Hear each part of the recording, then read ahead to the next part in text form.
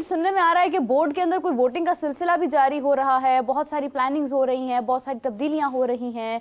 क्या exactly situation वहां पर इस वक्त है, जारी है? देखिए, मैंने कल भी बताया कि भारतीय जो मीडिया है वो हमेशा से ही प्रोपोगंडा करता है। वो एक पपेट की तरह रोल अदा करता है और जिस तरह बीसीसीआई और भारतीय हुकूमत कहती है उसी तरह वो आगे नैरेटिव बिल्ड करते हैं।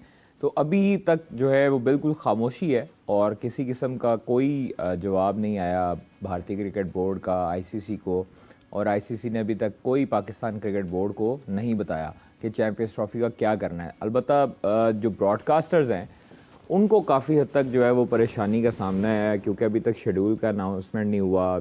आज जो है वो शेड्यूल का अनाउंसमेंट होनी थी, मतलब 20-21 तारीख जो है वो होनी थी, हतमी शेड्यूल फाइनल होना था, ऐलान होना था। पाकिस्तान पहले आईसीसी ने आना था, आईसीसी वाले तब भी नहीं आए, स्मोक की वजह से। शाही किला में एक तकरीब होनी थी, वो भी मुनक्कद नहीं की गई।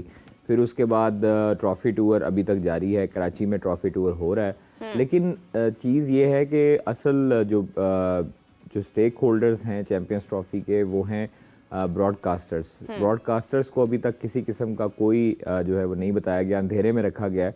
और इसका नुकसान जो है वो पूरी दुनिया को, पूरे क्रिकेट बोर्ड्स को होना है, क्योंकि शेड्यूल जो है वो जब तक अनाउंस नहीं होगा तब तक चीज़ें क्लियर नहीं होंगी।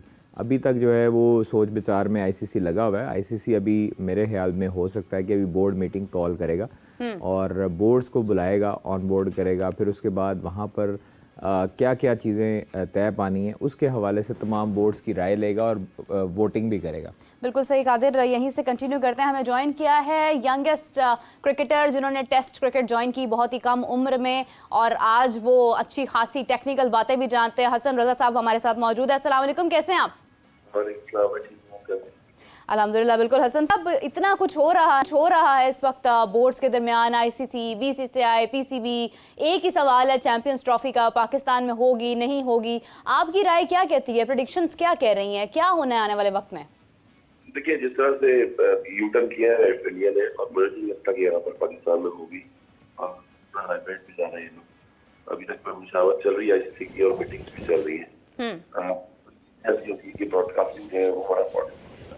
कभी कोई इवेंट या टूर्नामेंट होता है तो वहाँ पर ब्रॉडकास्टर का क्या होता है, यहाँ पर बहुत सारी चीजें देखी जाती है, मगर अभी तक कोई भी चीज जो है वो यहाँ पे नहीं आई है आईसीसी की तरफ से। और बताइए अभी मीटिंग तो चल रही है, मगर अभी तो एक दिन में कुछ चीजें सामने आएगी। ब्रॉडकास्टर्स की बात आप कर रहे थे, हसन साहब भी एग्जैक्टली यही बात कर रहे थे। यहीं से कंटिन्यू करेंगे उनके साथ, जैसे हमें दोबारा ज्वाइन करते हैं। कितना वक्त मजीद लग सकता है ब्रॉडकास्टर्स के लिए? अगर हम देखें तो खासा वक्त हमारा जो है वो आगे बढ़ता चला जा रहा है। देखिए, ऑलमोस्ट ये भी वीक ख़त्म होने वाला है और अभी इस वीक में तो दिखाई नहीं दे रहा कि शेड्यूल अनाउंस हो।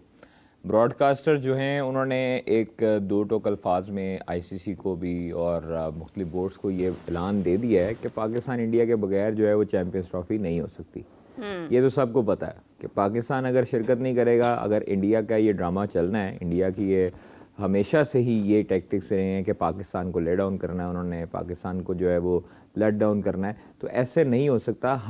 आप लोग जो है वो अजारादारी ज़रूर रखते हैं, आप लोग मेजर स्पॉन्सर्स हैं, आपकी वजह से क्रिकेट में पैसा आता है, लेकिन आपकी वजह से क्रिकेट में पैसा नहीं आता। अब हर बोर्ड अपना जो है वो पार्टिसिपेट करता है, तो उसकी वजह से आपको पैसे आते हैं। आप अकेले क्या कर सकते हैं, कैसे पैसा ला सकते हैं? आप नहीं ला सकते पैसे। आपके जो आप जब तक पाकिस्तान आपके साथ नहीं खेलेगा तो ब्रॉडकास्टर्स को तब भी नुकसान होगा, अल्टीमेटली क्रिकेट खत्म हो जाएगी। ठीक है, इसका नुकसान क्रिकेट को है।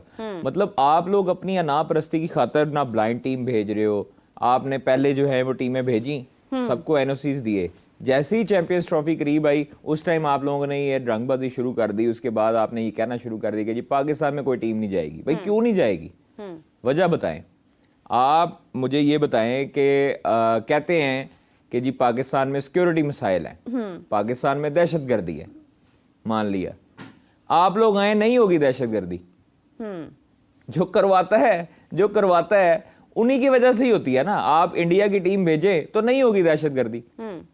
मतलब आपने सिक्योरिटी मसाइल अगर आपने क्रिएट करवाने हैं पाकिस्तान में, तो फिर आपकी जब टीम आएगी तो उस वक्त रुक जाएंगे, तो नहीं होगी। इसलिए आप लोगों को बड़ा दिल करना चाहिए। इंडियन आवाम जो है वो भी देखना चाहती है, पाकिस्तानी आवाम भी देखना चाहती है। मैंने उनको कहा कि जब ये पाकिस्तान आएंगे तो इनको बड़ा अच्छे तरीके से वेलकम किया जाएगा। और पाकिस्तान ने इनकी खातर एक वेन्यू भी रखा, फिर इनको option the fly in fly out की कि मैच खेल के आप लोग वापस चले जाएं। अब और पाकिस्तान जो है वो क्या करे, आपने पाकिस्तान की टीम को इंडिया में मुख्तलिफ शहरों में फ्लाई करवाया, ठीक है, पाकिस्तान की टीम को भी हदशात थे सिक्योरिटी के, सब कुछ था, लेकिन अपनी टीम भेजी हम लोगों ने।